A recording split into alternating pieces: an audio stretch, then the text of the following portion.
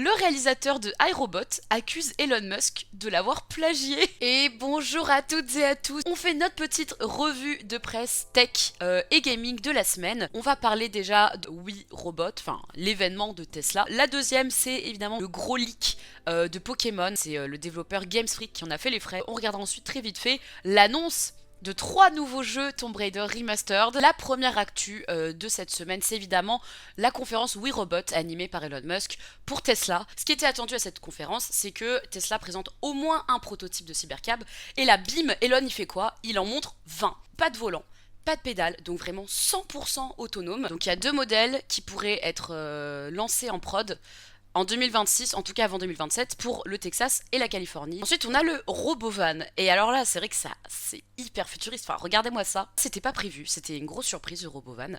Donc, il peut transporter jusqu'à 20 personnes. Et enfin, il nous a présenté une douzaine de robots humanoïdes, les Optimus. Et ils se promenaient parmi la foule. Ils dansaient et ils ont même mixé des boissons. Ils parlaient aussi aux invités. Ils pouvaient imiter plusieurs accents. Ok. Et des tons de voix sur commande. Ah, voilà, et ça, on va en reparler. Cependant, ce n'était pas clair. Est-ce que ces robots étaient vraiment autonomes ou contrôlés par des humains? On a une super vidéo de Marques Brownlee, évidemment, le sang de la veine, quand il s'agit de tech, il est toujours là, qui a donc filmé cette présentation. I wrote in the self-driving robotaxi. I explored the insane-looking robo-van, and I Elle est quoi? to the Optimus. Donc ça, c'est le fameux Optimus. Voilà, qui préparait des petits cocktails, qui tapait la discute, tranquillou. Petit check, peut-être qu'il dab, je ne sais pas. This full unveiling of a fully self-driving Tesla, and we saw it, and it looked like this. You can see there's no exterior door handles or Oui, mirrors c'est vrai, il n'y a pas de poignée de portière. C'est dingue. or anything like that. And then, since they don't need any push the seating position way back into this more like loungy seating position. Ah ouais, du coup, bah vu que t'as pas besoin de conduire, t'es pas obligé d'être assis tout droit. Du coup, tu peux carrément t'allonger. Alors attention, les roues, parce que vous allez voir, il y a une énorme arnaque. When you take a closer look, they're actually just normal 21-inch low rolling resistance Continental tires, but they've painted half of the sidewall gold. Est-ce que vous vous rendez compte de la dinguerie de l'arnaque? Pour donner l'illusion que la roue est hyper grande et que le pneu est hyper fin, ils ont peint la moitié intérieure du pneu en doré. So I got in, the screen told me to buckle my seatbelt, and once I did, the door automatically closed. Pretty smart. Then I Ok. just selected the destination, Oui, parce qu'il n'y a pas de... Regardez même à l'intérieur de la portière, il n'y a pas de poignée. and there's no steering wheel in front of me, but Vous vous rendez compte? Là, il n'y a même pas de volant en face de toi. that it would actually also charge by inductive wireless charging. Voilà, chargeur par induction. So it pulls up over this wireless charging pad on the Ah, attendez, il ressemble à quoi le chargeur là? ground, and it would charge that way. Not Vous voyez un chargeur? something we've seen shipping in very many cars, especially not ones with large batteries. Passons au Robovan. About halfway through this presentation, they roll out this one-of-one, super futuristic-looking, massive van thing. There's not, to me, a whole lot that differentiates that brief concept we saw at the Tesla event with the dozens of other vaporware versions of this that I've seen before. Ouh, c'est dur ce qu'il est en train de dire là. En gros, il est en train de dire que ce concept de Robovan, il ressemble à tous les concepts qu'on voit chaque année au CES. I mean, the fact that this one comes from Tesla is the main differentiator. This is the company that could maybe Il n'y a pas de ceinture? Dans un bus, tu mets des ceintures quand même. They decided to remind us that they're also an AI company, not just a car company, by bringing back out the Optimus humanoid robot again. Il a l'air tellement saoulé. Donc, le retour d'Optimus. Ok, attendez, il danse là? So they had these things all over this event this time, dancing, doing these pre-rehearsed demos, but also they were just kind of out and about. They were serving drinks and snacks. They also decided to have these robots talking to people. Donc le robot non seulement il fait des petits pas de danse là, il swing, il move son body et il te donne des cocktails et de la bouffe, mais il te parle. And it was just, I mean, it was way too fast to be an LLM. Which bag took these tacos?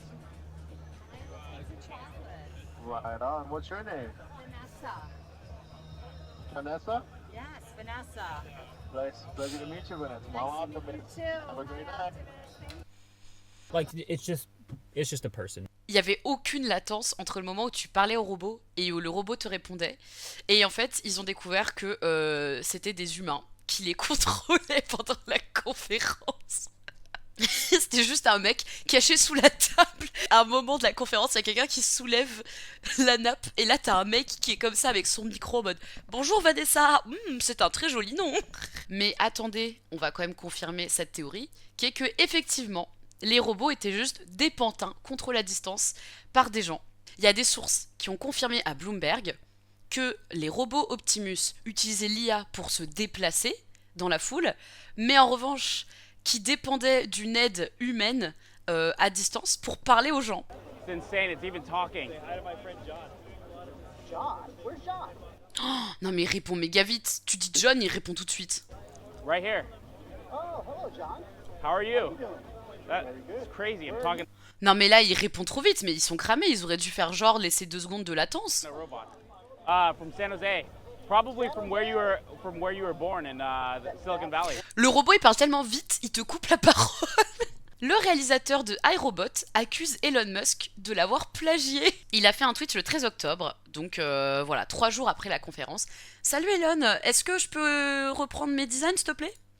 Et il a mis voilà 3 screens du film iRobot et 3 photos de la conférence Tesla. Et vu le nom de la conférence, oui Robot, c'est clairement assumé. Ensuite, il y a eu un énorme leak chez Game Freak, qui est l'un des éditeurs de la licence Pokémon, des données personnelles des employés, des détails sur les jeux à venir et des codes sources ont tous leaké. Il y a eu un accès non autorisé à leur serveur. Plus de 2600 éléments de données personnelles ont fuité.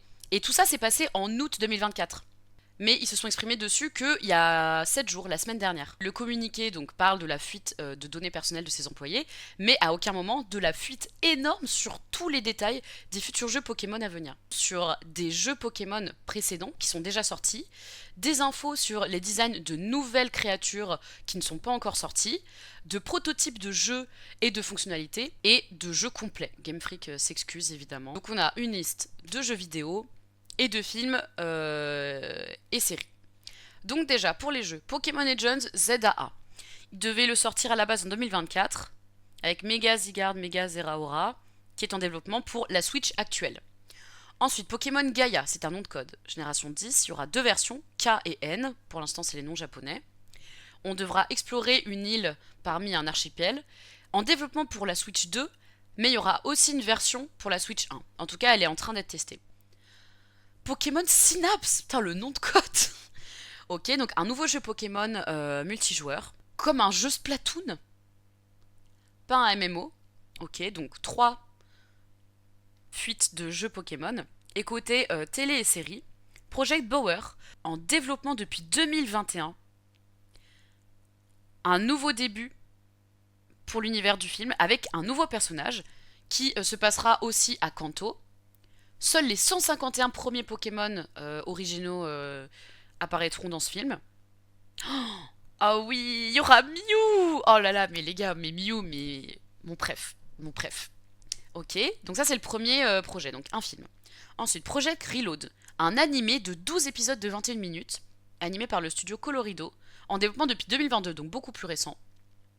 Ensuite, The Great Detective Pikachu, donc une séquelle du film Détective Pikachu, en développement aussi depuis 2021, comme le projet Bauer. On ne sait pas encore s'il a été annulé ou s'il est toujours en cours de production.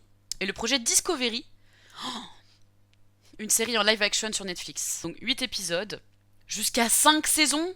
Et ensuite, il y a eu énormément de fuites sur le lore des Pokémon. Qui a une histoire d'une fille qui a eu un bébé, un enfant avec un Pokémon, avec Typhlosion.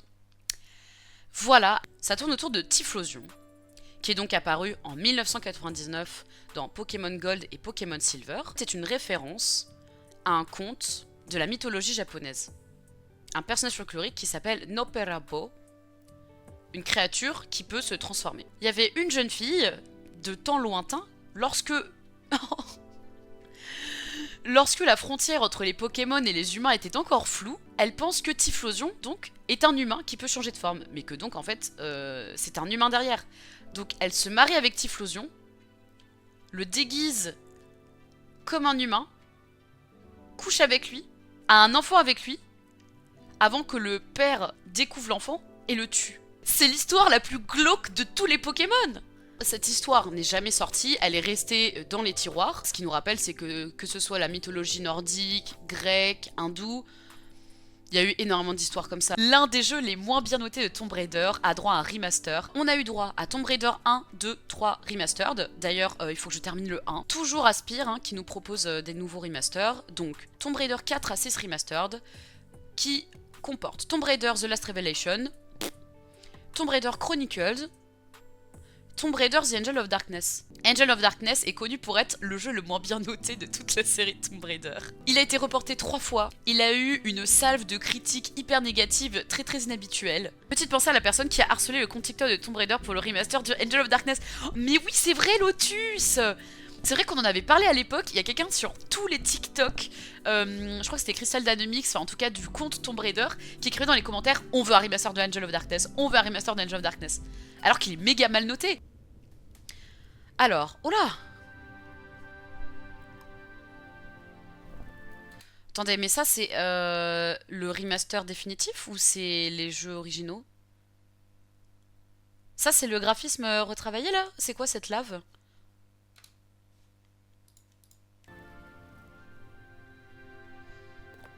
Time to put things right.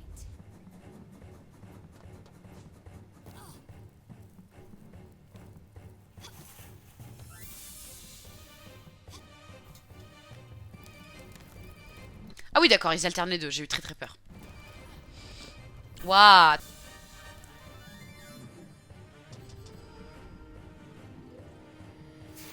Ah mais attendez, c'est hyper... Ah il y en a un où elle va à Paris. Ah mais Angel of Darkness, ça se passe à Paris? Got a feeling this isn't quite what it seems. Oh, j'adore cette tenue.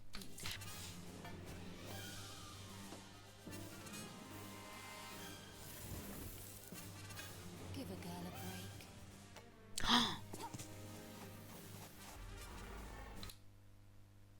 Qu'est-ce que c'est que ça? C'est un Pokémon qui s'est perdu?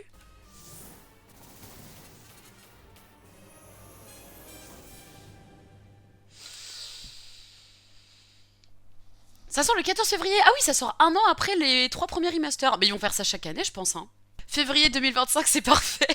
On a le temps de terminer le 1 et de faire le 3, qui avait l'air très dur d'ailleurs. Je vais galérer là-dessus.